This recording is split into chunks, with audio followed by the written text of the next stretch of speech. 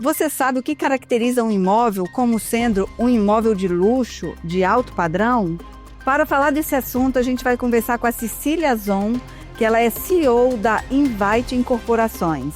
Cecília, é um prazer ter você aqui nos estúdios da ES Brasil para a gente falar um pouquinho sobre esse mercado de luxo na área imobiliária.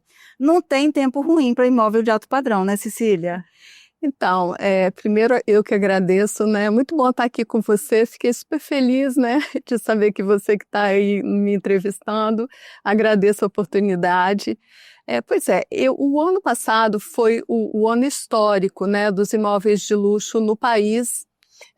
Para você ter uma noção, em todas as regiões o segmento cresceu mais de 20%. O Centro-Oeste, por exemplo, teve um aumento de mais de 80%, né? Cresceu mais de 80% no ano de 2024, e São Paulo 60%. Então, realmente foi o ano histórico, né, dos imóveis de luxo. Tem uma razão, né, como você mesma colocou, é um produto mais resiliente, porque dessa forma você acaba atingindo também, né, uma classe que nesse momento, né, tem menos dificuldade, né, de enfrentar algumas questões conjunturais. Mas eu gosto muito de dizer que a gente desenvolve imóveis de alto valor agregado, não mirando o cliente de alto padrão apenas, é o imóvel, né, é o empreendimento de alto padrão, esse é o nosso objetivo. E aqui no Espírito Santo houve sim um crescimento também na ordem mais ou menos de 17% a 18%, e a perspectiva para esse ano de 2025 é que esse percentual aí continue. E o que define um imóvel como sendo de luxo? Então, eu entendo que um imóvel de luxo, na verdade, um imóvel com alto valor agregado, ele não pode ter apenas uma boa localização, uma boa planta, um bom acabamento. Eu acho que isso hoje já não é diferencial. Os imóveis nessa categoria, eles precisam surpreender, precisam emocionar, precisam provocar desejo, né? Na verdade, o consumidor desse tipo de imóvel, ele não precisa de outro imóvel, né? Ele já tem imóvel, já tem segunda residência, terceira, sei lá.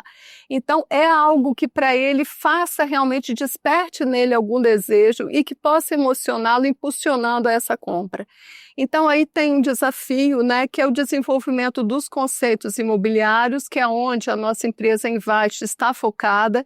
Hoje não interessa mais para mim, né, para nós desenvolvermos empreendimentos apenas, a gente quer conceitos imobiliários diferenciados e que possam trazer essa emoção para o comprador final, trazer uma experiência a mais que vai muito além, né, do imóvel em si. Uhum. Se a gente for falar de tendências, quais as tendências, né, do momento para esse segmento e de que forma vocês inserem isso nos projetos? Então, exatamente o conceito nasce, né, desse estudo aprofundado de tendência. Tendência não é modismo, né? Tendência é algo que dura 10, 15 anos, modismo é algo efêmero. Então, a gente hoje, né, conta com a Inspira, que é uma empresa onde ela mergulha nas principais plataformas de tendências mundiais, entre elas a WGSN. E entre essas tendências, a gente, com base nessas tendências, a gente então espelha nos produtos imobiliários.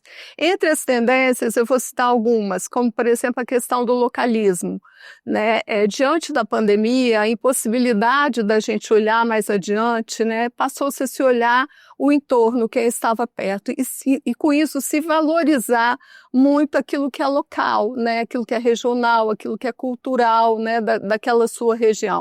Então, o localismo é uma tendência importante. Outra tendência importantíssima nesse alto padrão é o relacionamento com esse cliente na esfera digital, que a gente brinca, né? Que é essa coisa física e digital, né? O cliente quer também esse contato físico, ele espera, né, por esse atendimento personalizado, por esse carinho, né, de estar presencialmente com ele. Então, embora o digital esteja muito forte e seja, né, de fato uma tendência que veio para ficar, mas se retorna um pouco essa questão do físico, né, desse contato físico. Inclusive os showrooms de antigamente hoje já são showrooms, né? Você traz para dentro dos espaços experiências, né, para que esse cliente possa vivenciar essas experiências.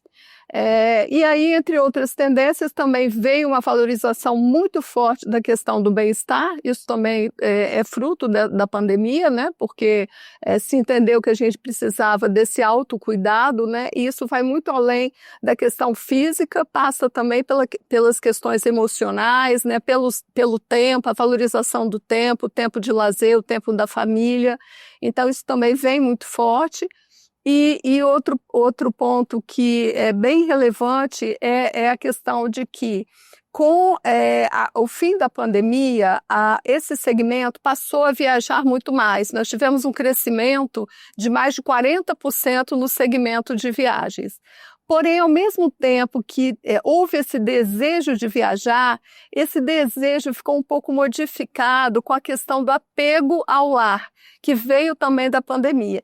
Então, aquela coisa de viajar e ficar em hotéis totalmente impessoais, onde ali você tinha um luxo, ostentação, veio um momento completamente diferente, onde se quer, sim, não ter o trabalho, porque a experiência hoteleira, né, traz consigo mesmo a coisa de você estar sendo servido, né, sem se preocupar e ter todos esses serviços agregados, mas de você se sentir em casa. Então, aí, com base nessas tendências, eu acho que isso é importante, né, mostrar que a gente materializou de diferentes formas nos 2 últimos lançamentos. O Manami, que é um empreendimento localizado na Península da Guaibura, ele é um empreendimento cercado, né, pelo mar e quase 360 graus, né, porque é uma península. E aí, com base nisso, né, o mar traz essa sensação de bem-estar. E esse bem-estar, que é definido pelos cientistas como bem-estar azul, ele foi o grande conceito, né, que permeou todo o empreendimento. E aí a gente traz isso não só na arquitetura, né, trazendo uma arquitetura com grandes panos de vidro, trazendo esse mar para dentro de casa, né, com o máximo de transparência, né, possível, mas também na escolha dos materiais que tenham essa textura, né, que lembra um pouco a questão da areia, essas texturas que envolvem, né, esse ambiente do mar. E as áreas comuns muito relacionadas a isso, né? A questão de áreas de spa, a questão de áreas de academia com enorme painel debruçado, né? Praticamente sobre aquela paisagem incrível que o projeto, né, oferece. Então, a gente trabalhou muito isso, e o nome Manami é exatamente uma palavra em japonês que significa amor pelo mar. Então, esse projeto foi, né, desenvolvido e conceituado em cima exatamente desse pilar, né, de tendência que é o bem-estar. O outro pilar, o outro empreendimento que fizemos agora, estamos até na fase de pré-lançamento, devemos fazer o lançamento agora nesse ano, no inverno, é o Vive Levan. O Vive Levan, ele tem como pilar a questão do localismo, né? Pedra Azul é um empreendimento localizado em Pedra Azul, e Pedra Azul já foi palco, né, dos grandes eventos de vinho no passado e tudo mais, e isso hoje não mais. Além disso, a nossa cultura, né, o capixaba é o 3º consumidor per capita de vinho, né, do Brasil. Então, a gente tem esse hábito, né, já incorporado na nossa cultura.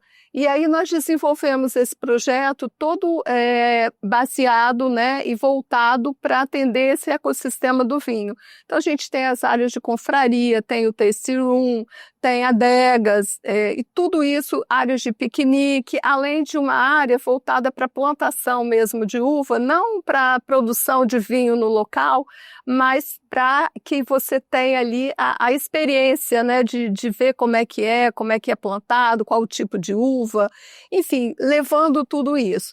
Mas, junto dessa história, a gente traz a questão da comodidade, né? Porque o empreendimento ele vai ser operado por uma empresa com grande experiência de hotelaria, de lazer, ou seja, né, de estar disponível para atender as unidades.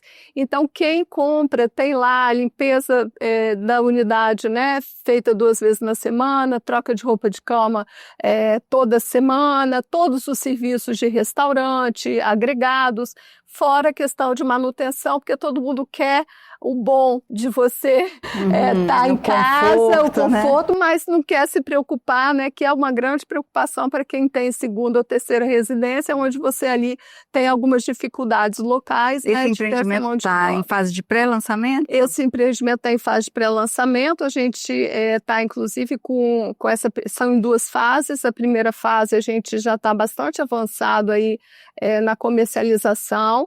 E estamos terminando para podermos lançar realmente no inverno, que é o momento, né, que tem essa movimentação maior. E foi um projeto localizado na Rota dos Orgânicos, que ali você tem vinícolas, a Carrerete, por exemplo, que é de um produtor local, né? Você tem a Domani, que é de frangos orgânicos. Então, o projeto traz também essa proximidade com a comunidade local. Então, a gente ficou muito feliz aí embora seja um projeto, né, que tem como conceito o vinho e a arte, trouxemos artistas capixabas, né, a Samira Pavese e a Romilda Patês. Elas desenvolveram pinturas que são aí espelhadas, né, em toda a área comum do empreendimento, além da Ana Paula Castro, que faz aí as esculturas que são agregadas na arquitetura do arquiteto Augusto Alvarenga. Então foi um projeto assim, a gente levou um tempão para desenvolver, mas a gente fez com todo esse cuidado, né, de ser uma coisa legítima.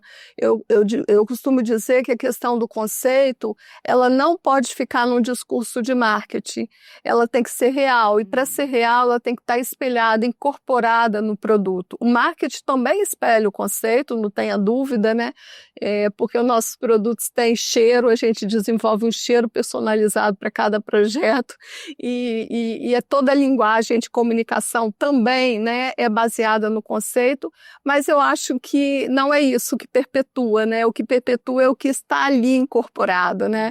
E isso a gente faz ou busca fazer, né, com bastante cuidado, com bastante zelo. E esses produtos, Cecília, ele tem consumidor interno aqui do estado ou vocês têm um público externo? Então, em Guarapari, que é o Manami, né, nós, para nossa surpresa, no primeiro momento o mercado foi focado efetivamente no mercado capixaba, né, no comprador de Vitória mesmo, interior do Espírito Santo, e agora no verão, para nossa surpresa, tivemos muito sul de Minas, né, compradores do sul de Minas e também do Rio de Janeiro.